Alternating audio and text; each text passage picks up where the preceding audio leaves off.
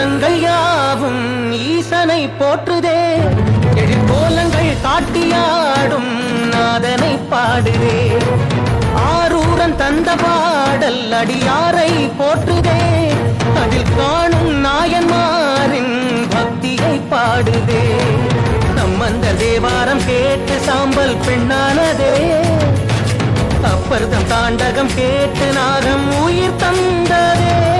அடநாடென்ன காடென்ன குலமென்ன பிரிவென்ன எல்லோரும் அடியார்களே. திங்கள் சூடிய நாதனே கங்கை நாடிய வேதனே மங்கை கூடிய பாகனே